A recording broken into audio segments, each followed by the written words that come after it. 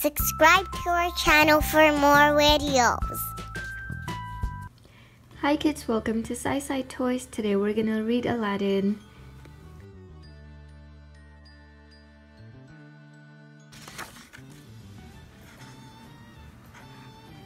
Long ago, beneath the shimmering stars of a desert night, a fantastic tale began to unfold. Jafar, advisor to the Sultan of Agrabah, was searching for a lamp hidden in a place known as the Cave of Wonders. This magical lamp held within it a powerful genie who could grant 3 wishes to whoever possessed the lamp. The only way to find the entrance of the Cave of Wonders was to match 2 halves of a scarab medallion. The evil Jafar had 1 half. Now he and his parrot Iago waited for a thief named Gazim to bring the other. Suddenly they heard the muffled sound of galloping hooves. Moments later, Gazim's horse skidded to a halt. "Have you brought it?" asked Jafar. "I have, O patient one," answered Gazim. Jafar took out his half of the medallion and put the 2 pieces together. The scarab began to glow. Then it sprung from Jafar's hand and streaked across the desert like a shooting star. "Follow that trail," Jafar shouted as he spurred his horse. The 2 men followed the enchanted scarab until it split into 2 lights in a dune. The dune grew larger and larger. Finally, it transformed itself into the face of a huge tiger with 2 glowing eyes.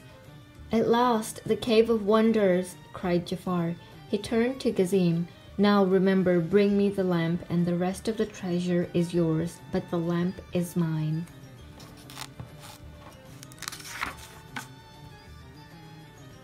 Trembling, Gazim entered the tiger's mouth. In an instant, its huge jaws clamped shut around him. "Only one may enter here," thundered the voice of the cave. "Seek thee out the diamond in the rough." With that, the cave sank into the sand, leaving only the scarab behind.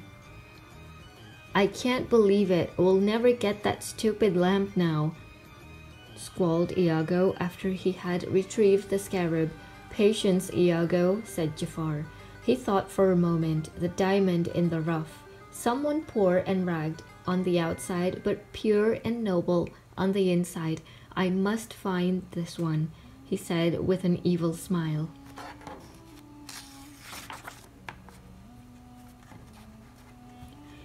The next morning in Agrabah's marketplace, a young man named Aladdin and his monkey Abu were helping themselves to breakfast. The fruit seller saw them and sent Rasul, the Sultan's chief guard, after them. "Stop, thief!" shouted Rasul as they raced away. The guards chased Aladdin and Abu through the streets, but they managed to escape. As they sat down to eat, Aladdin noticed 2 hungry children.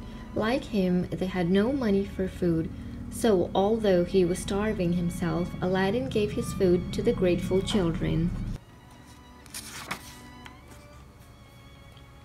Inside the palace, the Sultan was having a difficult morning too. His beautiful daughter, Princess Jasmine, had insulted yet another prince who had come to propose to her. "Oh, Jasmine, you've got to stop rejecting every prince who comes to call," said the Sultan. "The law says you must marry a prince by your next birthday." "The law is wrong. If I do marry, I want it to be for love," replied Jasmine.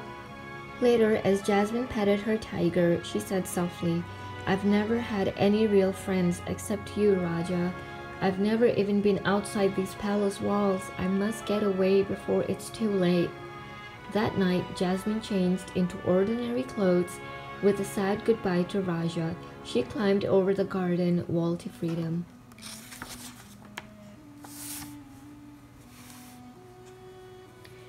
Jasmine's eyes grew wide with wonder as she explored the marketplace of Agrabah the next morning. She had never seen so many strange sights before. Soon Jasmine spotted a hungry child. Without a second thought, she plucked an apple from its fruit stand and handed it to him.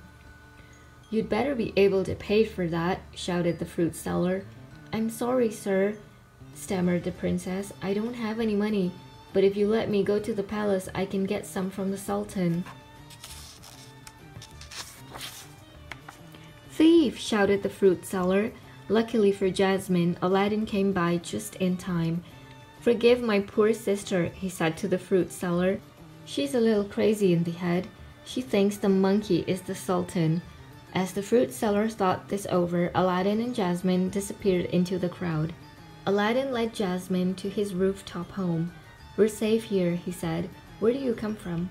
"I ran away from home," replied Jasmine, "and I'm never going back. My father is forcing me to get married." "That's awful," Aladdin exclaimed. Suddenly, Jasmine's eyes met Aladdin's, and they had leaned towards one another to kiss.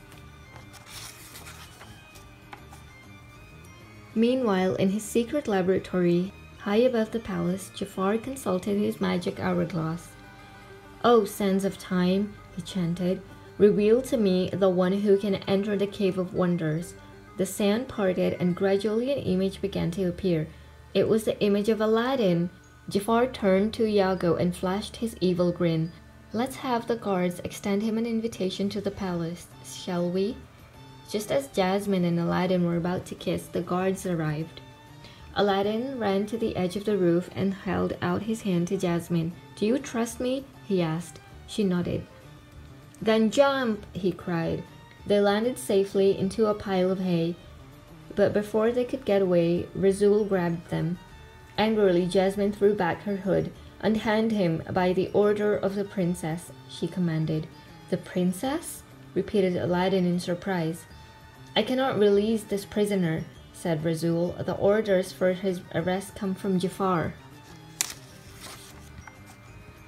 Jasmine rushed back to the palace. "The guards just took a boy from the marketplace on your orders," she scolded Jafar. "I want him released at once." "I'm sorry, princess, but he has already been executed," said Jafar. "No, how could you?" cried Jasmine. In tears, she ran to her room. "It's all my fault," she sobbed to Raja. "He was so gentle and brave. I didn't even know his name." But Aladdin was not dead. He and Abu were in the palace dungeon. Yet all Aladdin could think about was Jasmine. "She's a princess," he said to himself. "She deserves a prince, not someone like me." Just then, an old man appeared from the shadows. It was Jafar in disguise. "I can help you get out of here and find treasures enough to impress your princess," he said, "if you will help me find a worthless old lamp." Eager to escape, Aladdin agreed. Soon they were on their way to the Cave of Wonders. When they got to the desert, Jafar fitted the scarab pieces together. At once the Cave of Wonders rose up from the sand. "Touch nothing but the lamp," rumbled the voice of the cave. "Quickly, my boy," urged the old man. "My lamp is in there. Fetch it and you shall have your reward." Aladdin and Abu entered the cave. In the first room they found gold and jewels, and a friendly magic carpet. The carpet led them to another room and to the magic lamp. But just as Aladdin was about to grab the lamp, Abu reached for a giant ruby. "No, Abu!" shouted Aladdin, but it was too late. "You have touched the forbidden treasure," thundered the voice of the cave. "Now you will never see the light of day." All at once the cave walls began to crumble, and the floor melted into a swirling pool of lava. Aladdin grabbed the lamp, but then he slipped. Before he fell into the fiery liquid, he was saved by the magic carpet. They rescued Abu and flew to the entrance of the cave. Just as they reached the entrance, a boulder knocked the magic carpet out from under them. Aladdin fell off, but he managed to grasp the rim of the cave. "Help!" shouted Aladdin to the old man. But instead of helping, Jafar took the lamp. Angrily, Abu jumped up and bit the old man. "Ah!" shrieked Jafar, throwing Abu into the cave. Aladdin could hold on no longer. The cave collapsed, sealing Aladdin and Abu deep inside it. It was quiet when Aladdin awoke. "We're trapped," he said to Abu in the carpet. To cheer him up, Abu pulled the lamp from his vest. "Why, you little thief?" chuckled Aladdin, taking the lamp. "There's something written on it, but it's hard to read," he asked as he rubbed the lamp. The lamp began to glow. Then, in a puff of blue smoke, out popped a magical genie. "Say you're a lot smaller than my last master," the genie said. "I'm your master?" asked Aladdin in surprise. "That's right," replied the genie. "I'm here for your wish fulfillment. You have 3 of them, to be exact, but no wishing for more wishes." "I don't know," said Aladdin slyly. "You probably cannot even get us out of here." "You don't know?" said the genie. "Well, watch this." Quick as a wink, the genie whisked them all out of the cave. "Not bad," said Aladdin. "And I still have 3 wishes." The genie laughed. "All right, but no more freebies. What would you wish for?" Aladdin asked him. "That's easy," said the genie. "For my freedom, but my master has to wish for that. So you can guess how often that's happened." Aladdin tried to imagine living inside a lamp. Then he said, "I'll use my 3rd wish to set you free. But first, I wish to be a prince," he added as thoughts of Jasmine filled his head. With a snap of his fingers, the genie changed Aladdin's ragged clothes into silken robes and Abu into a handsome elephant. "Now I am worthy of the princess," said Aladdin happily, as he put the lamp under his turban. It wasn't long before he was being ushered into the Sultan's palace. "I am Prince Ali Ababwa," Aladdin declared. "I have come to win the hand of Princess Jasmine." But Jasmine thought the young man was just another silly prince, and she fled the room in disgust. Later, Prince Aladdin managed to convince Jasmine to go for a midnight ride on the magic carpet. "Is it safe?" she asked. "Sure," he replied. "Do you trust me?"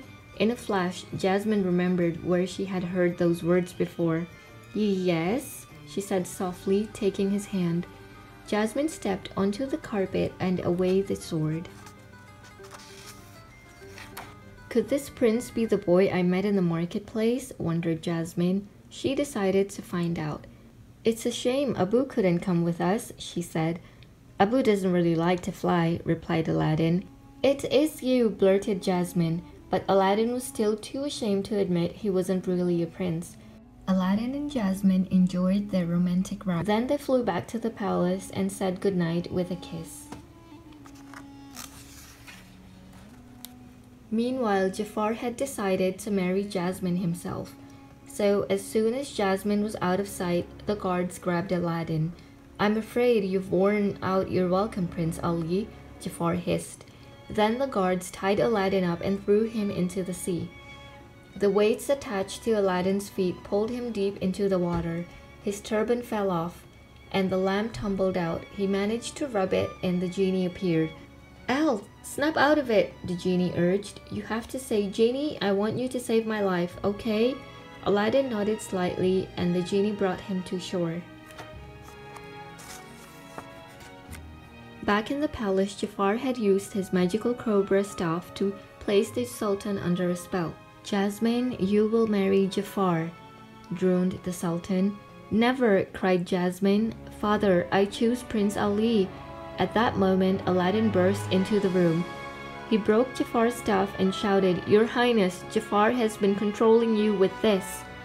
In the struggle, Jafar spied the magic lamp hidden in Aladdin's turban.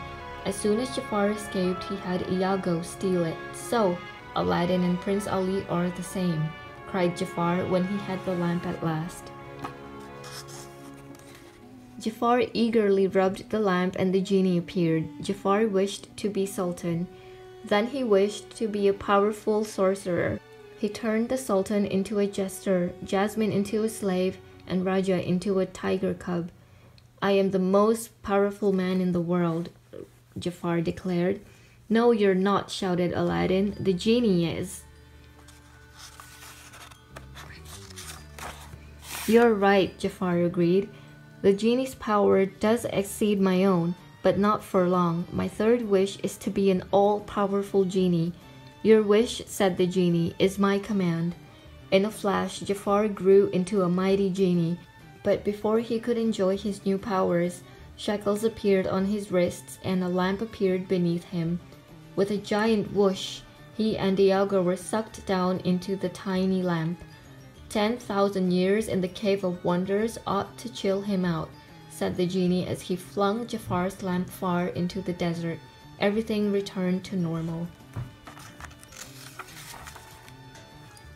True to his word, Aladdin used his last wish to free the genie. Then he returned to Jasmine and said softly, "I'm sorry I lied to you about being a prince." "I know why you did," Jasmine answered.